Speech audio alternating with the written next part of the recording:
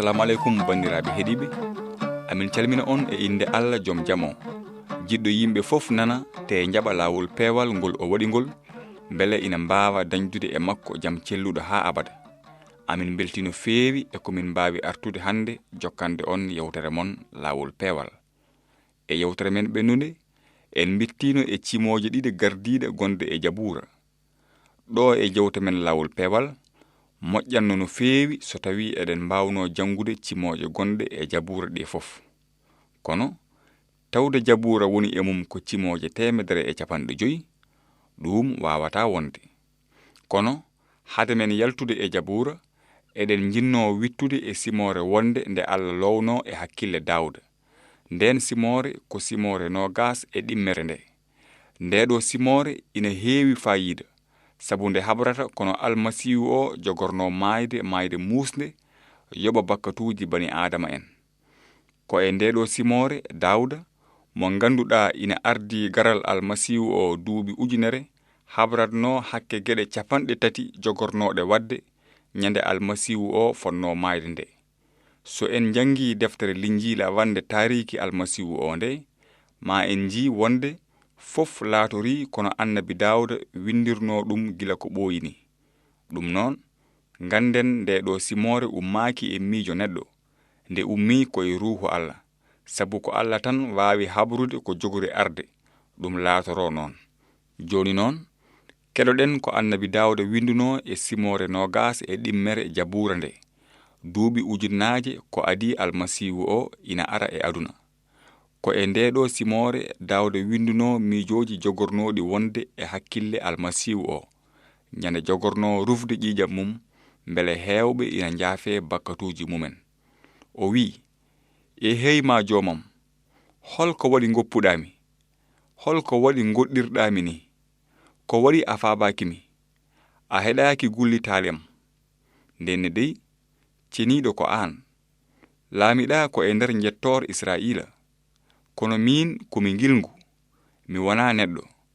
Yimɓe ina jennami, aade en ina nduñami, sembam saayi, majji no ndiyam ndufaɗam, gulɗe ƴiye am fof ceerti, ɓerdam no kañeeri taayi e hakkunde terɗam, sembam yoori no laalagal loonde, ɗemgalam ɗakkima e ɗakkaño am, a woppi kam e maayde, ngati dawaali nana catimi, doggol bonɓe nana taarimi, no taktake ñiiƴe maɓe njuli juuɗam e koyɗam.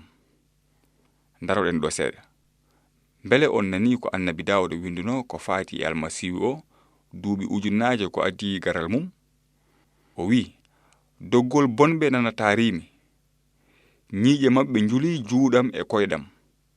Ko e ɗi konnguli Dawuda habratno no bani adama en jogorno yulde juuɗe almasihu o feŋa ɗum e feŋirde.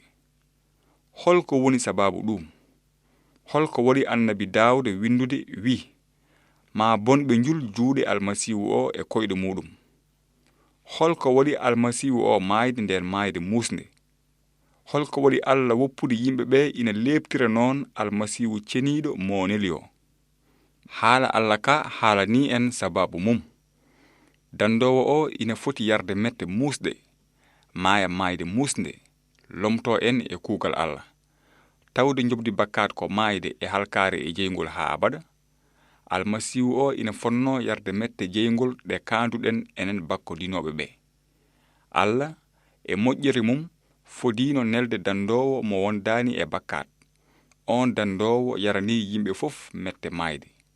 Ko hono noon Allah wawirta udditande bani adama en laawol yaafuya bakkatuji e damal ngurdam ɗam gasata. Tawa ha joni Allah heddi ko e peewal mum. Almasihu o ardi e aduna ko ɓamande en kuugal Allah ngal kanduɗen sababune bakkatuji men. Ko maayde almasihu pewɗo o waɗata jomiraɗo nangirde pewɗo kala gonɗinɗomo. Ko annabi Dawuda winduno ko faati e maayde almasihu o ko huunde hawnide. Mbatte hen hakkillaji mon. Duuɓi ujunnaje ko adi jibinede almasihu o, Dawuda haalino no almasihu o jogorno yardude mette e feŋirde ɗo yimɓe ɓe jogorno feŋde ɗum ɗo. ko ɗum ɗo poɗɗen andude e siftorde. Ko Rom en jogino aada feŋde yimɓe e feŋirde mbara ɗumen. Kono e saha nde Daawuda windatno ɗum e jabura nde, laamu Rom woodano ni, te hay gooto alano feere wardude neɗɗo peŋgol. Kono Allah waɗi kabaru maayde almasihu e feŋirde e hakkille Daawuda, mbele Daawuda ina winda ɗum e jabura. Nganden e wonde maayde almasihu o e feŋirde ko feere nde Allah waɗi haa danda en e kuugal bakkatuji men. Goonga gonɗo e ndeɗo simore o ina laaɓi cer. Eɗen poti wattorde ɗum. Kono kabaru Allah o dey wona yimɓe fof njaɓi ɗum. Haa hande ina waɗi yimɓe yedduɓe ko annabi Daawuda winduno e jabura ko faati e sadak almasihu o. Ɓeen yimɓe mbiyata ko Allah jaɓata almasihu o maaya maayde waande noon musde. E goonga yedduɓe maayde almasihu o e feŋirde nganda bindi annabaɓe ɗi, walla feere nde Allah waɗi mbele dandude bakkodinoɓe ɓe. Bindi ɗi kaali ɗum ɗo ko faati e maɓɓe. Ɗi mbi, haala feŋirde ka ko bolle puyɗe ɗo halkotoɓe ɓe, kono ɗo men enen dandeteɓe ɓe koka baawɗe Allah. Nden noon enenne holno mbawirten dadde kuugal so tawi en palki siima dandore fonde ni mawnude. Haalpulaar en mbi, so gandal adatono tampere woodatano.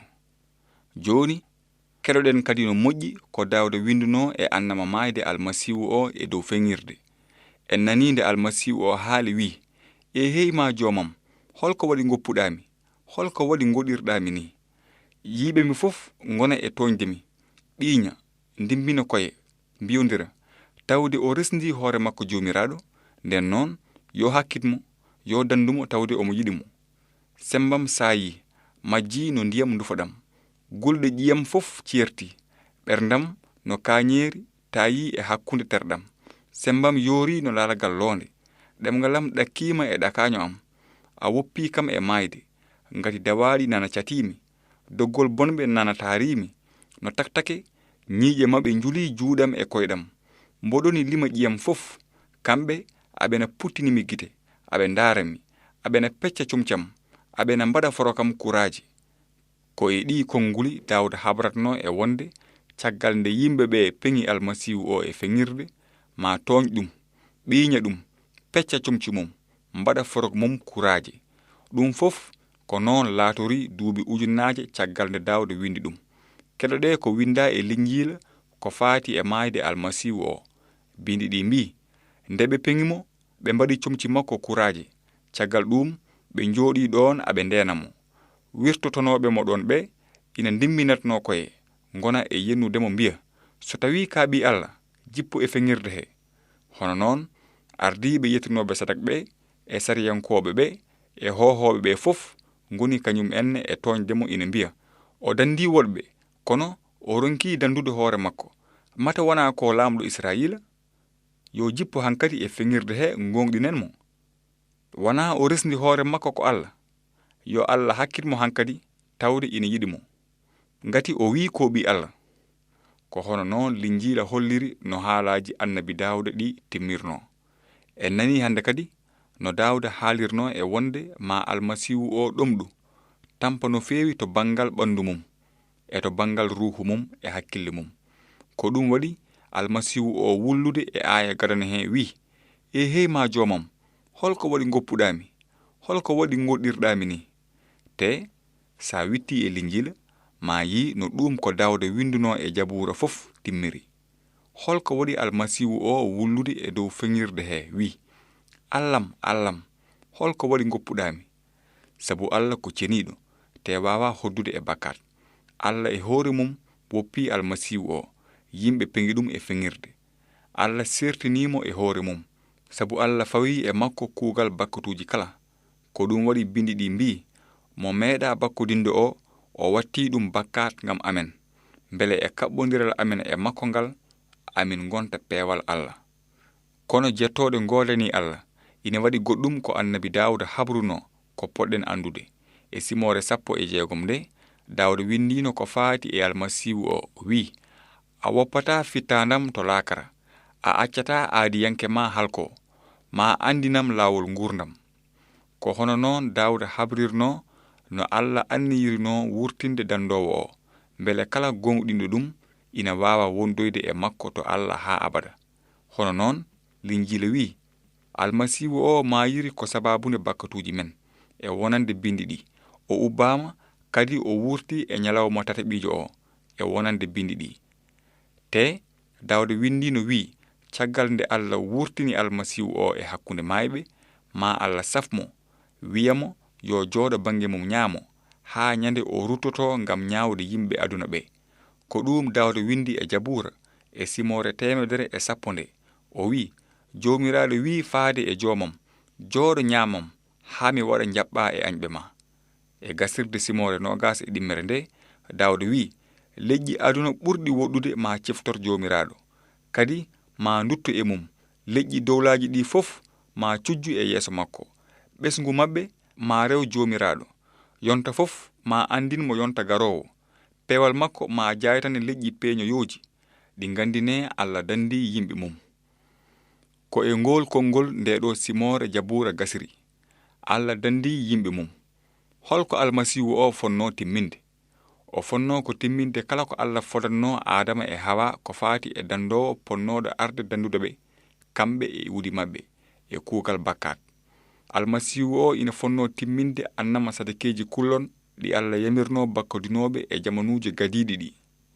Ko mayde almasihu o dow feŋirde woni sadak cakkitiɗo. Ko mayde makko timmini kadi annama jawdi julde taske. No jawdi mayannodi ɓi Ibrahima ni ko hono noon dandowo o ardi ngam mayande enen fof. Ko ɗum waɗi ko adi almasihu o ina maya o haalino dande dow o wi fof timmi. Te Allah rokki finde timmugol sadak almasihu o nde o wurtini ɗum e hakkunde mayɓe balɗe 3 caggal mayde mum. Ko ɗum woni kabaru moƴƴo o. Almasihu o mayani ko an gonɗinmo ndaɗa ñawore Allah.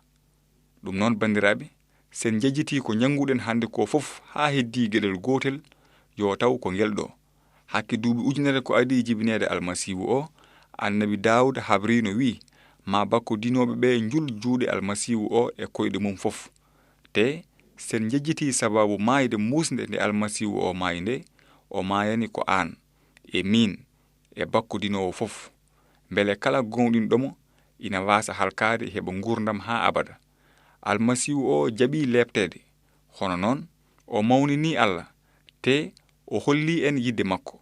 Almasihu o wi mi rokkat wonkam ngam heɓtudeki hay goto heɓtata wonkam ko sagam dokkiranmiki mboɗo wawi rokkudeki kadi mboɗo wawi heɓtudeki ko ɗum babam yamirimi yomi wat. Bandiraɓe heɗiɓe, mbele oɗon jetta Allah sabu dandori mum. O neli almasihu o mbele ina danda en e bakkatuji men. Ko ɗum bindi ɗi kaali nde ɗi mbi almasihu one kay yarani on mette. O ɓami bakkatuji men e ɓandu makko e dow leggal he mbele to bange bakkatuji eɗen maaya nguren to bange peewal. Kanko mo gañanɗe mum cellini on o sabu almasihu o e hoore mum maayi gotol ngam bakkatuji mbele artirde on e Allah.